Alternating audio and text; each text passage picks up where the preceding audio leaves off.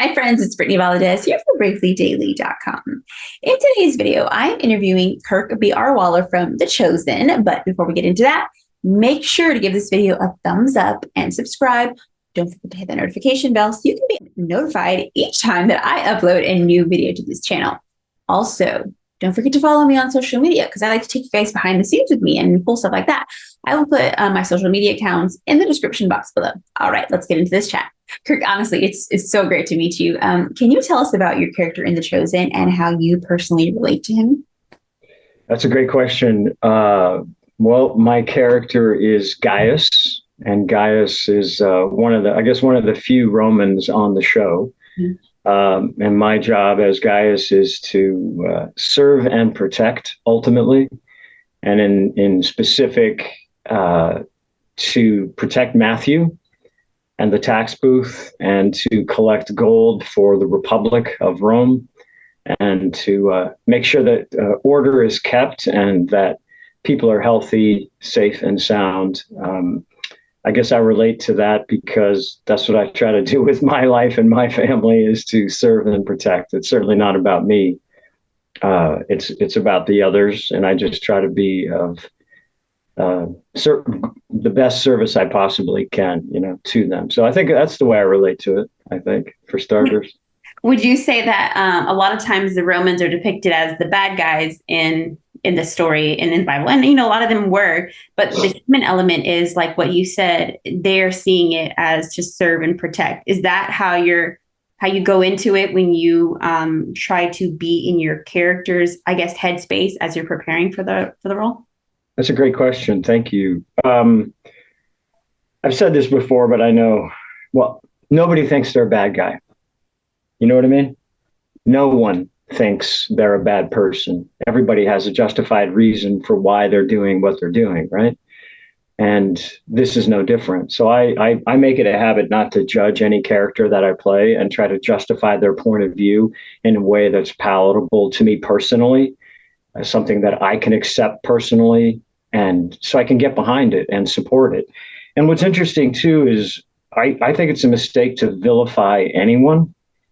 In fact, when you vilify somebody, I think you diminish the ability to have a conversation about it. In other words, if you dismiss the Romans as bad, then it's just good guy, bad guy. And the great Russian novelist Dostoevsky did such a great job of, you'd read one character and you'd see their point of view and you go, yeah, I get that. And then you'd read the other character that was opposing that character and you go, oh, well, I get that too.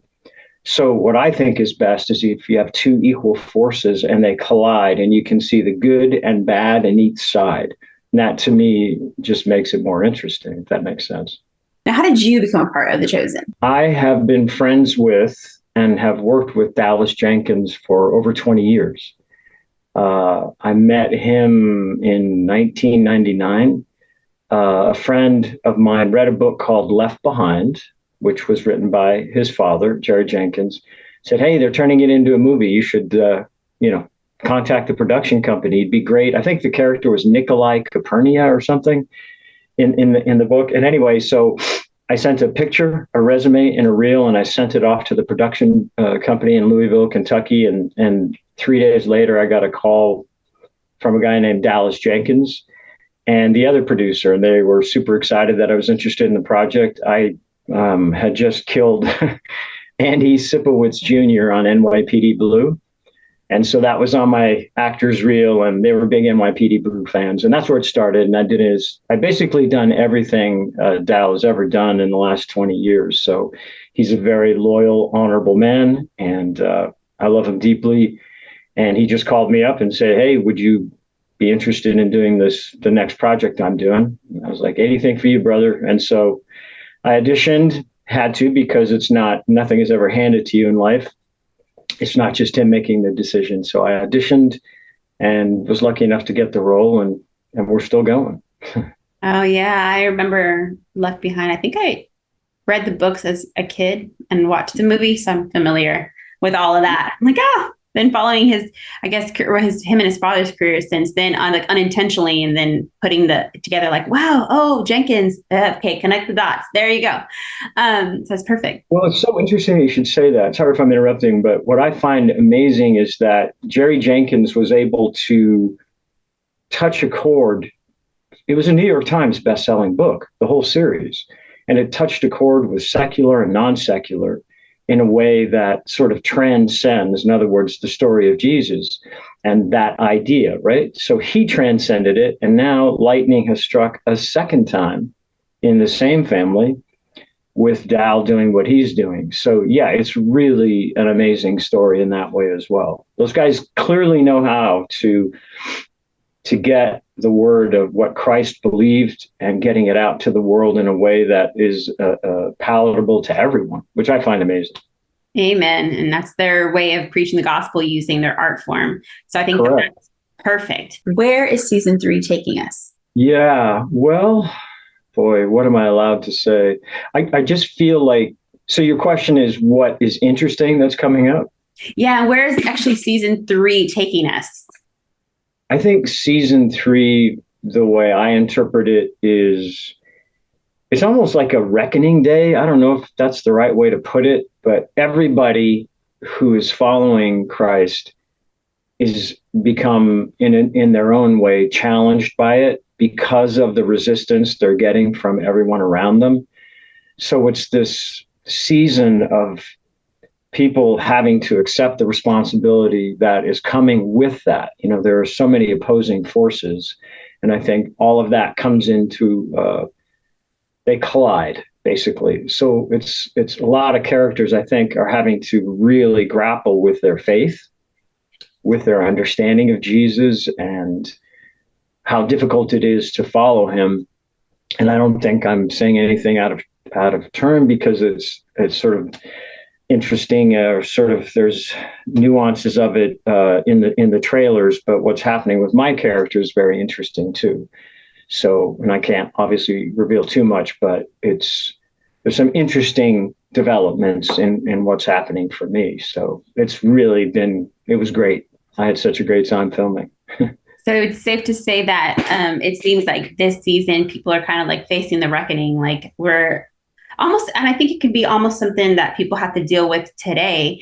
Yeah, you're not going to get your head chopped off necessarily in the US if you say you believe in Jesus, but it's like once you come out as a Christian, people are going to, in a way, hold you accountable. Either they'll support you or not. And it's up to you to say, how much of a Christian am I going to be? Am I going to follow the Lord, or am I going to be a comfortable person? So how would you say that's something personal for you? How in your life do you stick to, faith and even in your field? I think faith ultimately is such a personal journey and so important to the individual. And I think I call it peace at the pillow. So when I go to bed at night, I want to be happy with the choices I've made, with the life I'm leading, to be cool with myself, quite frankly. And if I'm not practicing what I preach, if I'm not following a path that I find acceptable, and that is to be honorable, filled with as much integrity and decency and kindness as I possibly can, then I have a problem with myself. Not like a negative thing, but I'm just not happy with myself. So I think it's just a personal choice. And people are going to love you because you do this and hate you because you do this. Then people are going to love you because you do that and hate you because you do that. So ultimately, I have no control. So I'm going to do what I want to do. Now, The Chosen takes place in biblical times. Was there anything that you learned from that time that actually you found surprisingly different from today? Wow, that's a cool question. My knee-jerk reaction is no. And the reason I say that is because humans are humans. We've always been humans. How you feel today, how you got up, how you spend your day, the challenges with family and friends and work, trying to juggle it all, the stressors you feel, the stuff you go through. They went through the exact same thing. There's absolutely no difference. The only difference, I guess I could say, is perhaps it was a little bit more cruel. The life expectancy was shorter. But again, this is a cool thing Rome is doing, right? Fresh water, roads, infrastructure, medicine. Like there's a lot of good things Rome did as well. So that, again, that's why we can't vilify them. So that would be really the only difference, but I don't really think there is much of a difference, honestly, when it comes down to the humanity of it. And that's like a misnomer if you think, oh, I'm going to play somebody biblical or somebody in the future, that somehow you have to be different. We're the same animal. All right, friends, what was your favorite part of my chat with Kirk? And are you guys seeing season 3 yet? Have you seen it in theaters? Are you going to see it? Let me know your thoughts in the comment section below. Until next time, I'm Brittany Valadez for bravelydaily.com. God bless, and see you in the next one.